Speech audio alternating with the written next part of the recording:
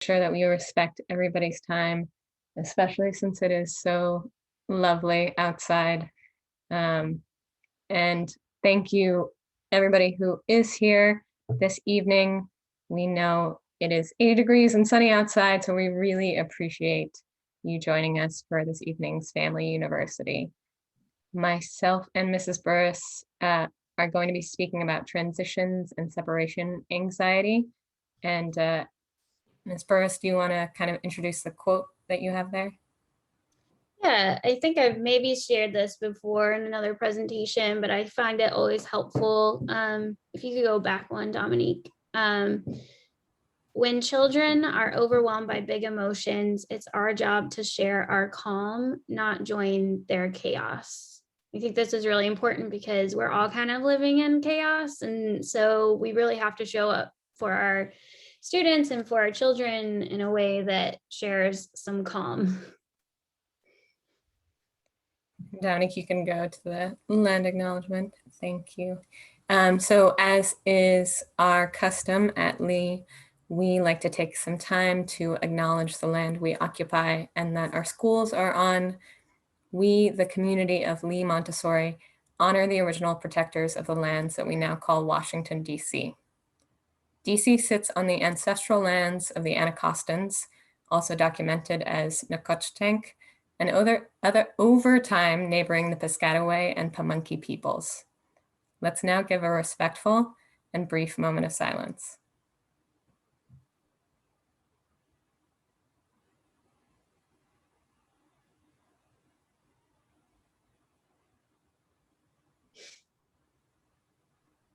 Thank you. All right, so we want to give you an overview of what we will be talking about today. Mrs. Burris is going to take us through anxiety in the brain. Where does it happen in the brain, and kind of what's going on in your child's brain when they are experiencing anxiety.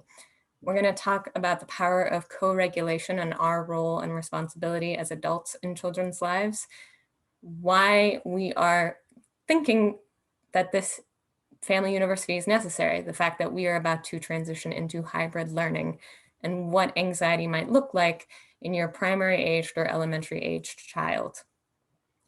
Then towards the end, we're going to give you some tips about how to support your children and hold space for them, and share some resources for you to do further exploration on your own. Great, thank you, Sarah. So I have talked about the brain before. I think it's really important because we try to always operate from a lens of science and research and evidence-based practice when we're working with our students. So I want to share this information with you as well.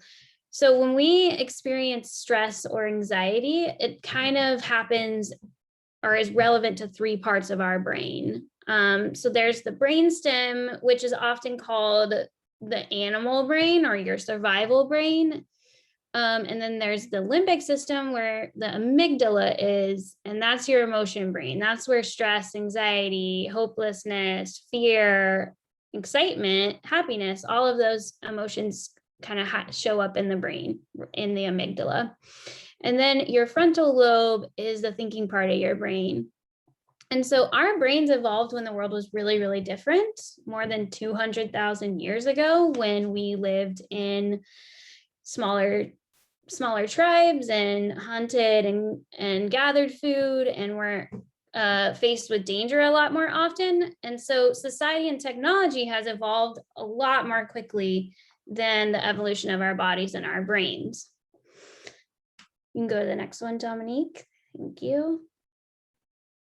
So what that means is that our brain can't always really decipher the difference between an actual dangerous situation and perceived danger, like stress or uncertainty or transitions, things that don't put us in actual physical harm, but feel really stressful in the same way as a bear charging at us. And I'm sure you've seen your children react to things that seem like they shouldn't be such a big deal in a way that is really huge and externalized. And the reason is because stresses are perceived as threats, and it triggers this response in our amygdala, which initiates this fight or flight or freeze response. And so anxiety floods the brain with stress hormones, and it causes your brain to kind of be hyperactive, hyper aware, and watching out for danger. And anxiety makes it really hard for the brain to reason or think rationally, because what happens is the connection between the emotional part of the brain and that prefrontal cortex kind of weakens because the body's really focused on surviving. And another important piece to know about anxiety is that anxiety kind of tricks the brain into believing that you have to hold on to negative thoughts and negative experiences, negative memories, because anxiety is trying to keep you safe. And so what it does is it actually makes it harder for you to store positive memories, but has you focus on the negative. So this is kind of the evolution, the way that our brain has evolved to manage any kind of stress at this point.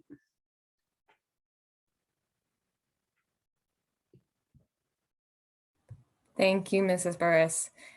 That understanding of the sort of brain science of children's emotions is really important when we think about how we are supporting them.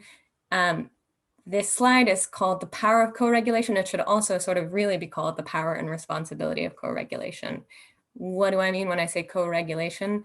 That is our ability to respond empathetically and warmly to another person in a way that models and coaches healthy emotional regulation. You are the container for your child's big feelings. Like us, you probably have noticed that you give your biggest feelings to the people that you know can contain them, that can hold them, right? You've had a bad day at work. That one coworker has been driving you insane, that took your lunch, didn't acknowledge that they took your lunch. You didn't blow up at them. You blew up at your spouse or your partner at the end of the day, because kind of you knew that that was a safe space for you to express your big emotions. Similarly, your kids know that no matter what, you're keeping them safe, that you love them. That unfortunately means for you that you often see a lot of the big emotions that maybe they aren't even demonstrating at school, they aren't demonstrating with their friends, but you're seeing it at home. You're seeing the tantrums, you're seeing, the worry, the anxiety. And so even if your child is in upper elementary or in primary, we know that a child's brain has not fully developed all of the skills that they need for self-regulation. They are still developing this prefrontal cortex. If we think about sort of the hand model of the brain, and this is the brainstem, this is our emotion brain, and this is our thinking brain. Your child is still developing this part of your brain until age 25. So they need us as adults in their lives to be there for them, helping them regulate as they start to develop independence and learn those skills. So holding your child in your lap as they cry, breathing deep with them, rubbing their back, those are all examples of co-regulation. And each child is different in terms of their timeline of developing self-regulation and developing those skills. Just like reading, writing, and math skills, it is something that requires a lot of practice, and they're not going to be able to do it consistently. But with your support, they can really start to develop the skills to handle those big feelings. And we also say this to remind yourself to check in with yourself. You are parenting in a pandemic. I don't know anyone who's done this before, and you are probably dealing with all of the executive function exhaustion that comes with parenting in a pandemic, not knowing really when it's going to end, concerns about safety and health, making sure that your child is logging into all their calls and you're logging into all your calls for work. There's a lot of things that you are being asked to regulate and sort of be in control of as an adult in a child's life. And you can't pour from an empty cup. We really want to urge you as your child is experiencing transitions in their schedule and they're, probably starting to feel some big feelings, that we want you to check in with yourself. How are you taking care of yourself? What are you thinking about these transitions? How are you sort of modeling your own self-care in supporting your child? So Donna, you can go to the next one. We are sharing this information and we're talking about this in tonight's Family University because we anticipate it's pretty normal that we're going to see an increase in children's anxieties at this time. It's very normal when routines change or people in general are experiencing something new, that they're going to feel worry or anxiety. It's an unknown. Yeah, I think if we think back to the slide we did about the brain often interprets uncertainty, change, and transitions as a threat or danger. Yeah. And so like that bear, right? We know it's not an actual bear charging at a kid, but their brain internalizes it as such. So we want children to recognize that worry and anxiety is a part of life and be able to move through it rather than kind of be arrested or stopped by it. And we can go to the next slide, please. So what does this mean? What does this look like in your child? Each child, you know your child best. Each child has a unique temperament, and there's no one way to experience anxiety or worry. There's no one timeline for a child to move through it. Some kids are naturally introverted, and it's going to be hard to start thinking about socialization again. Some kids, you know, we've been in person for primary academies and third grade academies for some time. Some kids just leave the car and they're ready to go. They have no problem starting something new or starting a new routine. It's dependent on who your child is and their temperament. And for the most part, I should also add that this is something that we know that kids will get through and you can deal with at home. If you're seeing a consistent level of anxiety, it's significant, and it's interfering with their daily activities, then that's something that's kind of worthy of concern and maybe reaching out. But things like clinginess or cautiousness, so hiding behind you, staying quiet, avoiding doing something or talking about something, anger outbursts. Some children externalize their worry and they throw big tantrums or they throw things and they have big anger feelings, or negative thinking. So saying this is terrible, automatically assuming the worst is going to happen. That is kind of normal behavior of worry and anxiety as they're starting to try and understand what that means for them. So symptoms in older children can be similar, but I also like to frame it in the symptoms within the flight, fight, and freeze response, because this, I mean, science and research just shows that that's how humans respond to fear. And anxiety is a state of being, and fear is the emotion under it. So that can be kind of confusing. So I want to make that clarification, because anxiety is what's happening in the brain when it's being communicated to the brain that you're in danger, whereas the motion behind it is fear. And so how we respond to fear and feeling like we're in danger is, you know, some kids might really lean into that flight response, and it might look like panic, restlessness, poor focus, just feeling really overwhelmed and having trouble sleeping and just kind of needing to be moving. And it can also look like a flight of thoughts as well. And the fight response, I'm sure many of us have seen, that looks like angry outbursts, being really irritable and combative and aggressive. And the freeze response is avoidance and withdrawal and procrastination. So you may see symptoms all across the board, depending on how your child is coping with their fear and anxiety in that moment. Symptoms often will look like they're tied to something else. So maybe they are faced with a homework assignment and they just blow up, right? And it's like, whoa, where did this come from, right? And so we have to dig there, right? Because it's not just about the one thing. We're living in this larger context of uncertainty and change, and so we want to be aware that there's a lot more going on than just the original trigger. It's also really common to see physiological symptoms, so make sure to check in on that as well. So if your kid's reporting a stomach ache or a headache, sometimes it can be their anxiety manifesting in that way. And so rather, obviously check in with your doctor and drink water and all the things to take care of your body, but taking care of working with your child on their mental health can also really help reduce some of those physiological symptoms as well.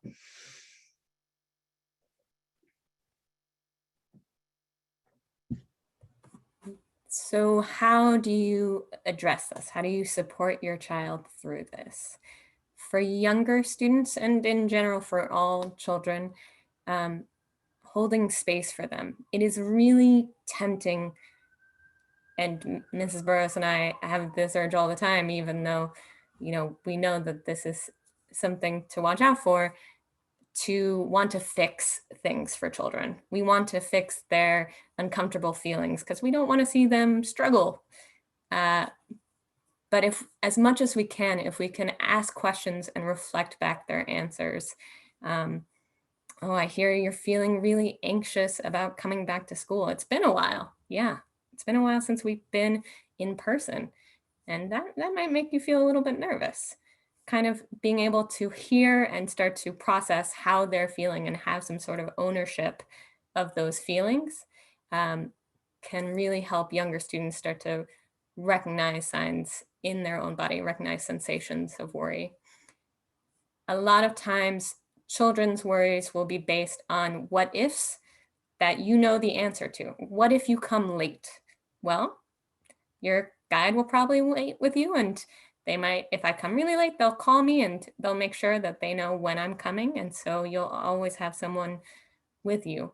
If you can talk through what will happen, start to sort of make it clear to the child what's going to happen, you can surface their what ifs so that you can dispel unnecessary worries and you can answer those what ifs. I'm also a big fan of practicing, particularly if you can make it fun. If you know that leaving for school is a difficulty for your child, this is something that you could practice with them way before you start coming in school in person. So it might be something like sometime when you're with them, letting them know, okay, we're going to practice in preparation that we're going to school on Monday. And then it could be 3 p.m. and you say, oh, it's time for school. We've got to put on our jacket and coat and grab our backpack. All right, let's do all those things. And then you get ready, you get out to the car, and you're like, it's 3 o'clock. It's not school time. Kind of have that silly moment of, we're doing this. It's silly. I know it's silly. You think it's silly. I think it's silly. But then at the time when it actually comes to getting ready for school and saying goodbye, they've had that practice. They know what it looks like. They know they can do it. Children, like all of us, want to be in control. If you can give your child something to be in control of, like choosing clothes the night before, packing a lunch or snack together, that helps children kind of feel a little bit more on top of what's going on, feel a little bit more able to handle things. For our pre-K 3 and pre-K 4 students, who you might anticipate a little bit more separation anxiety, a lot more worry about leaving mom or dad or family and coming into school. You might want to help them kind of identify a transitional object they can bring to school. So a transitional object is something that sort of reminds them of home or reminds them of you and they can have it with them at school so that they feel comfortable that they're not with you, but they have something that connects you to them. And it might be something as simple as going out into the backyard, finding 2 stones that you put in your pocket and they can put in their pocket during the day. And they know that every time they reach into their stone, that it's with you as you're going grocery shopping, or at a work meeting, that they know that they are always connected to you. Or it could be something of yours, something small that they can keep with them. And that is kind of, it helps them switch into the school zone. And we can go to the next one. Great. So a lot of those skills that are strategies that Sarah mentioned can also be used with elementary students, but you can go a little deeper with elementary students. And so similar to what Sarah said, it is really important to talk openly about anxiety, stress, and worry. And if you notice that your child experiences anxiety, I would really recommend using that word anxiety, naming it for what it is, helping your child understand what is happening in their body and in their brains. Because research shows that kids who are anxious, if it's not named for them and talked about and doesn't become normalized, they can really slip into having self-esteem issues because they think something's wrong with them, right? And so we really want to normalize that and have conversations around it. And deep breathing. I feel like every time I mention deep breathing, everyone rolls their eyes because it's like our therapist's favorite thing to talk about. But I mean, like research shows that when we take deep breaths, it regulates our body. It's like calms down the amygdala. So I want to encourage you to practice deep breathing, not just when your child is anxious, but when at the dinner table before you start eating, or when you wake up in the morning, whenever you can fit in, just like, let's take a deep breath together. Let's focus on the moment. That is really good practice for regulating. Obviously, always validate feelings and acknowledge that this is really hard. And so you have to walk this line of acknowledging that it's hard and validating their feelings, but not empowering their fears, right? So we're not going to say, yeah, this could be terrible, right? We're going to say, yeah, this is going to be really hard and you can do hard things, right? And so it's acknowledging the feeling, but also not letting them just sit in that fear. And so with older children, we can start working with them around gaining some control over their thoughts. And we've started doing some of this work in class. I'm sure some of you have seen some of our SEL lessons, but our students are starting to understand what a thought, a behavior, and an emotion is. They're understanding the differences.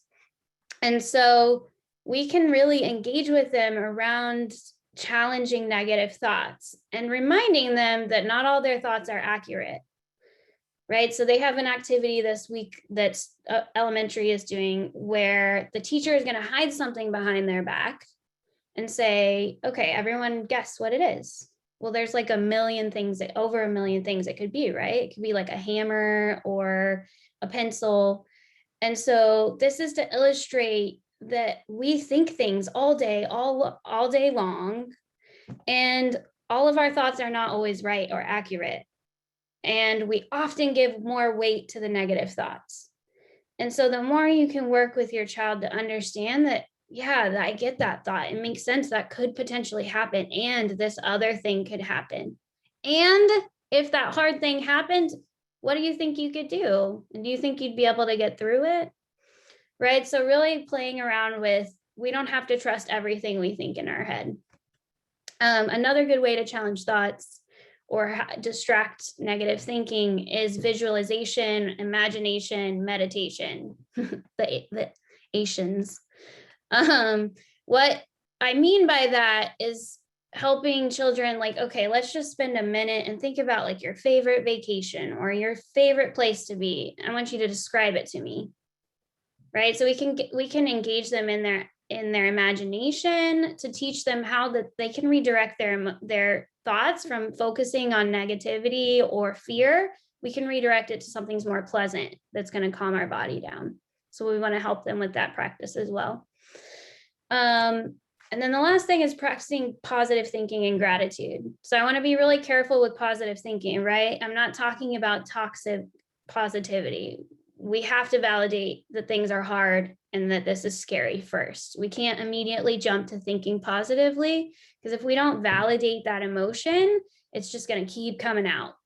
So we're going to validate the emotion, and then we can help our child move into positive thinking and gratitude.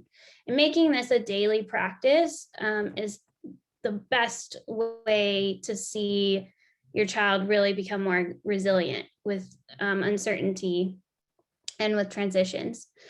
In addition to helping your child get control over their thoughts, definitely as much exercise and movement as possible, as we know that really burns out those stress hormones that are in our brain when we're feeling anxious and stressed. And so exercise is always great when your child's in that place. Also, as Sarah mentioned, collaboratively creating a plan and providing control when possible is really helpful for elementary students as well. And that can look like, if they have certain fears, you can create a plan for what will you do if you face that, right? Lastly, I just want to encourage you all to promote comfort as much as you can with uncertainty and stress, right? This is not the first time your child's going to face something really challenging. And so we as adults need to get more comfortable living in that space of, we can't fix this emotion, but here's how we can cope with it, right? We have to be, that's how you create resilient adults, is really just getting comfortable with trusting that you'll be able to cope with hard things.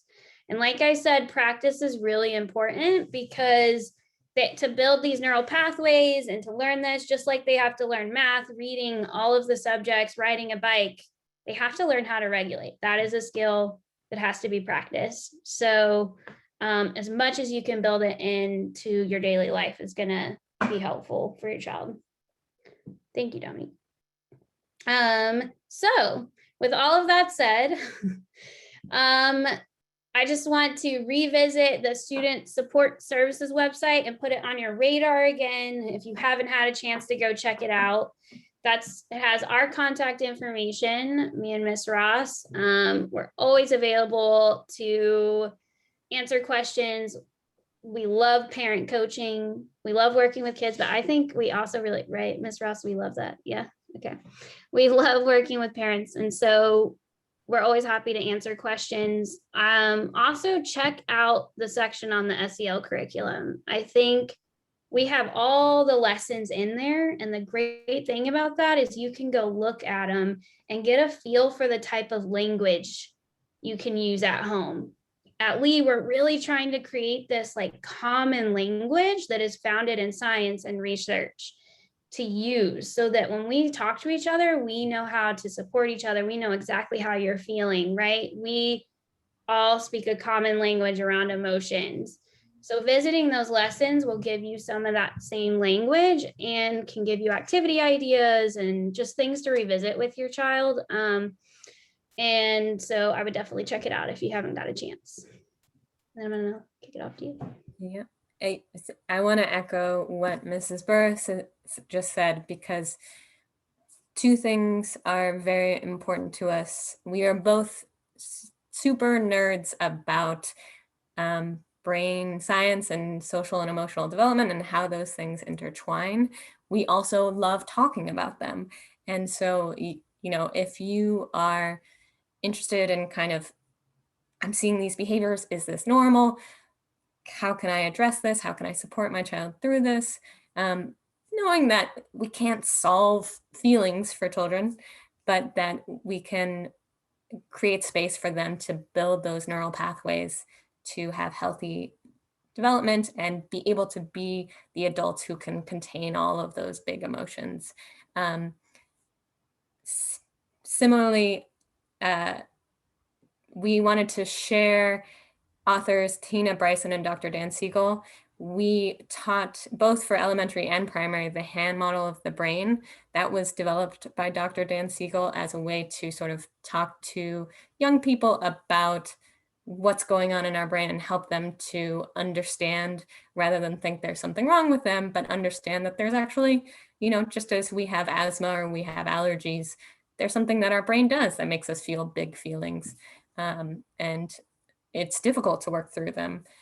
And so they have a bunch of great books about the whole brain child, no drama discipline, positive discipline strategies that you can implement. And they're very reader friendly. It's not a lot of science jargon. Similarly, Ross Greene, we like a lot because it's very much skill-based, thinking about if, particularly for children who are experiencing a lot of sort of externalizing feelings of anger outbursts, how do you sort of address the skills that are needed and help your child build those skills to contain their feelings, self-regulate. In terms, some people are social media people. I'm a big social media person. Some people are not. But if you are on Facebook or Instagram, websites like Curious Parenting, Seed and Sow, Big Little Feelings, particularly for Big Little Feelings focuses on toddlers, and Curious Parenting and Seed and Sow is throughout development. They are based in brain science, give very actionable advice about ways to change language and understand feelings. So they're super useful. Similarly, Good Inside with Dr. Becky, if you're a podcast person, or Respectful Parenting with, I think, Janet Lansbury, those are also brain science based, but also very friendly to listen to. It's not like reading a science journal or wading through the research, but it is the most based on the most contemporary research at this time that we have about children's development and their emotions. So we wanted to thank you guys for coming and joining, and also open up space for any questions. If people have any, you're welcome to come off mute or put questions in the chat.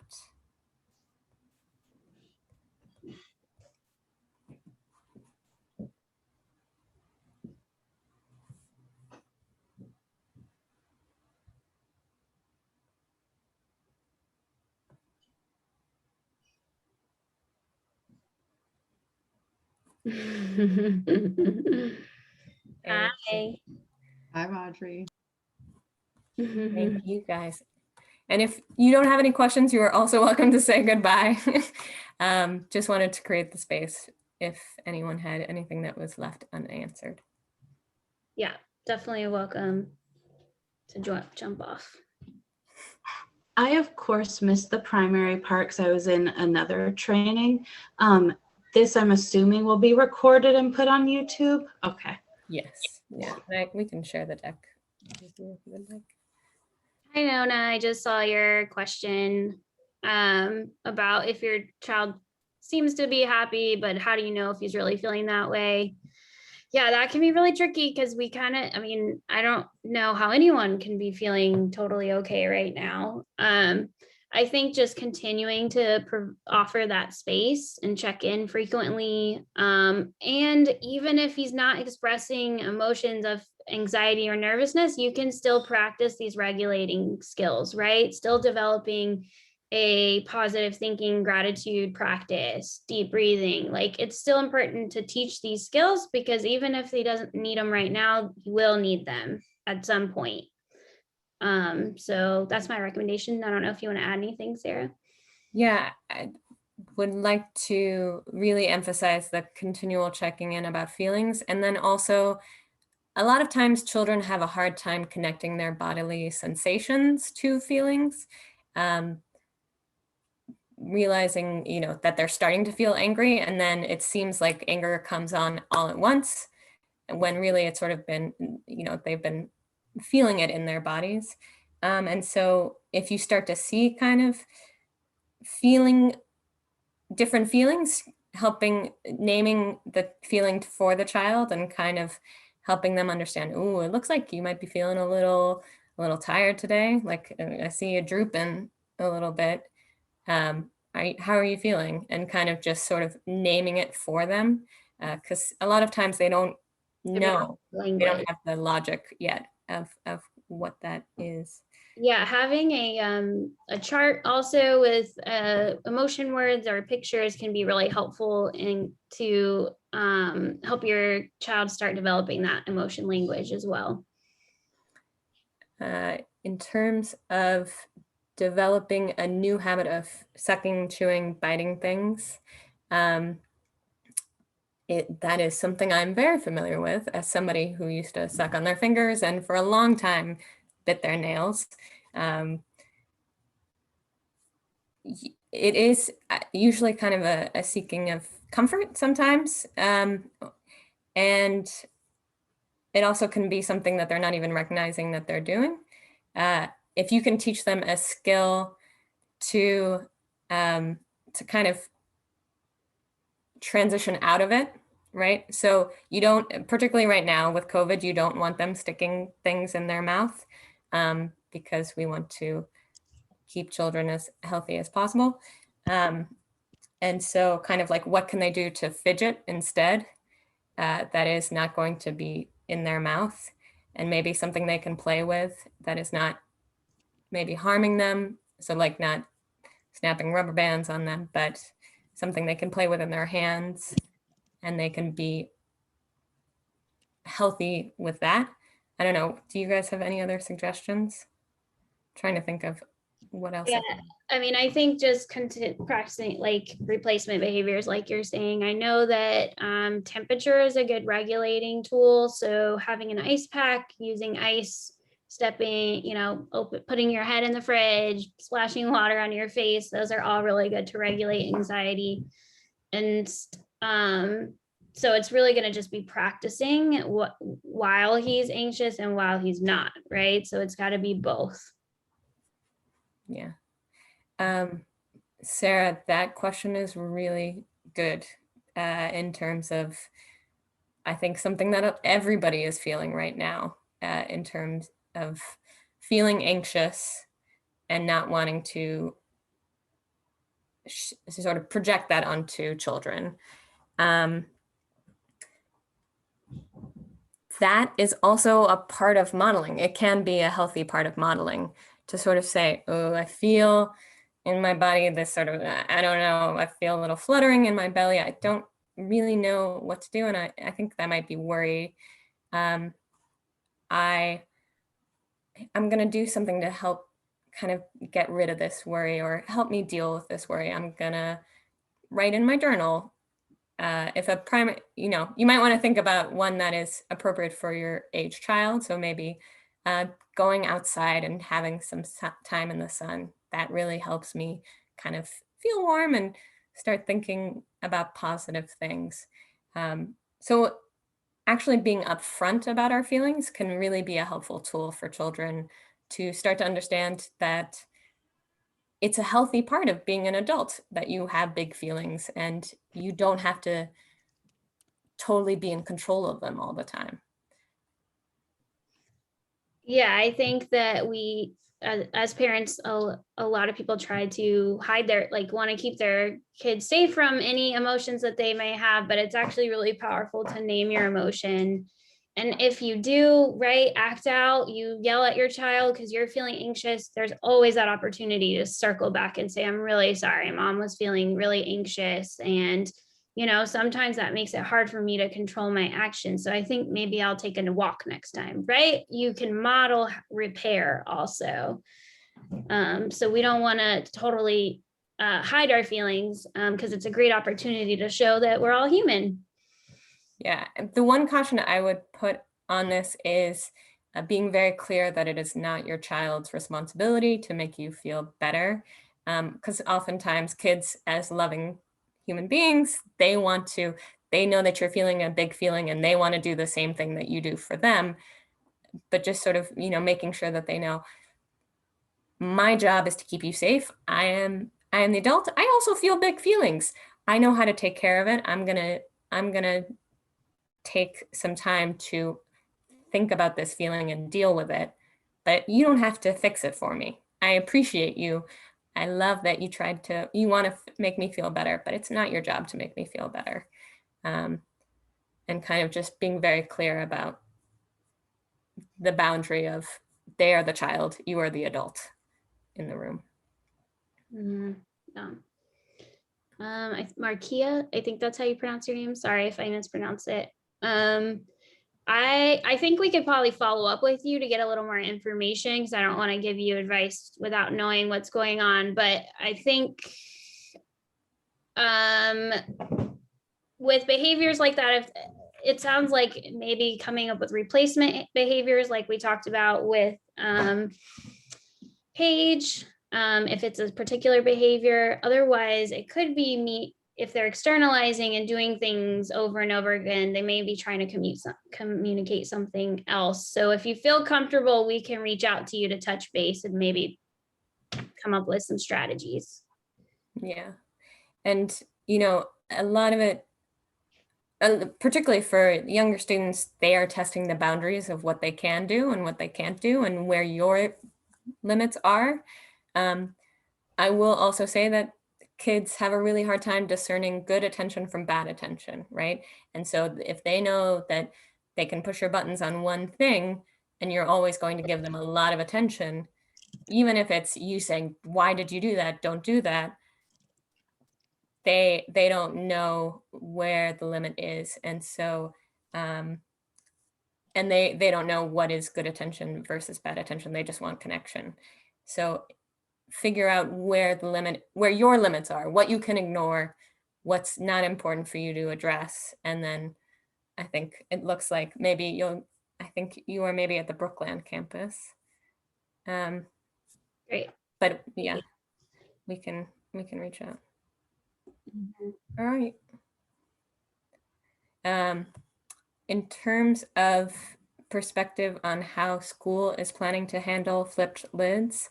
Yeah, Sarah, do you want to kick that to Denise? Denise is like involved in kind of that inside the school. Definitely.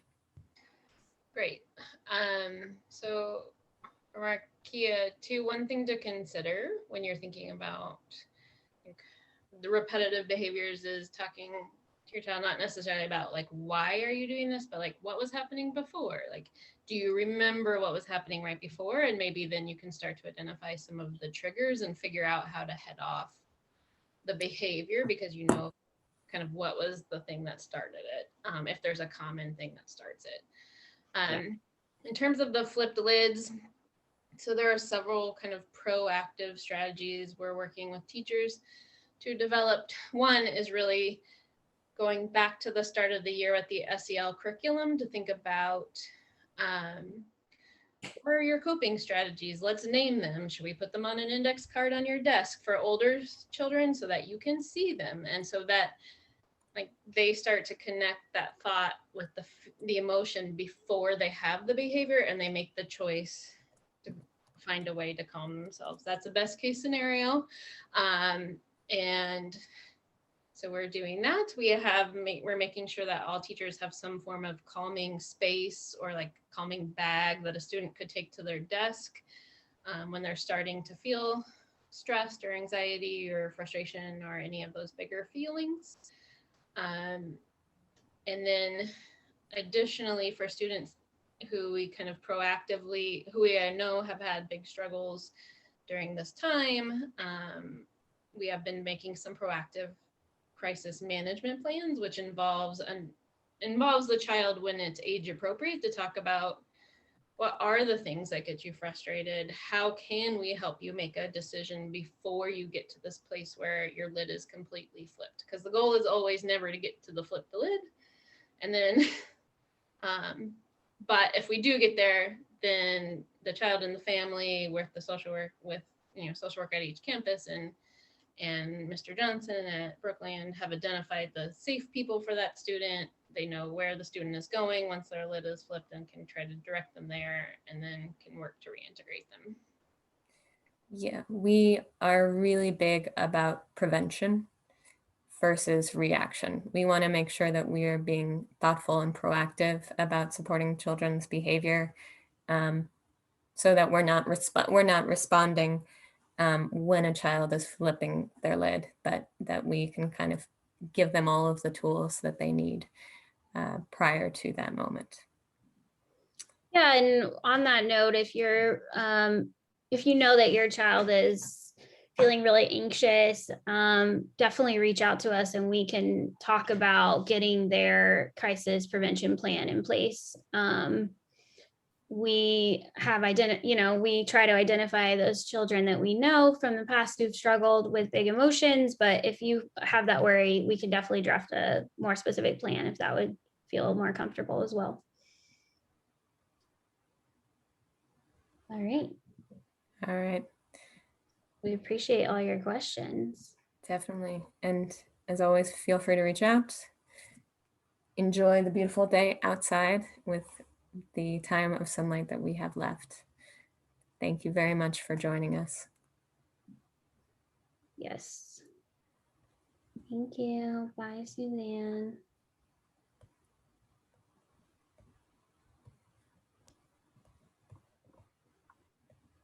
Thank you, Sarah and Amanda. You guys did a fantastic job. Thank you, Denise. Yep, thank you guys. That was awesome. Great information, and we'll post it, and hopefully more parents will have access to it as a resource. So All right, cool. Did you guys love seeing me in my bathrobe? Because I thought I was off camera and I was so close. I was wondering, to you the look very camera. stylish. It was a very pretty. Well, thanks. It was my birthday gift to myself. Like Ooh, old lady birthday. It looks silk. It looked fancy. I love it. Thanks. I didn't think that I was on camera, obviously. And like, even despite wearing my glasses, was so close to the computer, not being able to see anything. Betsy was like, I saw your robe and your face was so close to the computer. That is amazing and my worst fear. It's literally my worst fear. But luckily, I think it was only women. It was fine. Yeah, Yeah, yeah. you are So totally. like at least at the beginning when it happened, so I was like, okay, they've all seen robes. Great. Yeah. So was that parent Markia Kelly? Is that Brooklyn? She said Brooklyn. I should have recognized from the last name. Oh, okay. Yeah, I'll reach out. You're gonna reach out. Mhm. Okay. Cool. That's one less thing I had to put on my list. Yeah. All right, I'm gonna end it. I think it's gonna end it for you guys too. All right. All right. Sounds good. Bye, guys. Bye. Bye.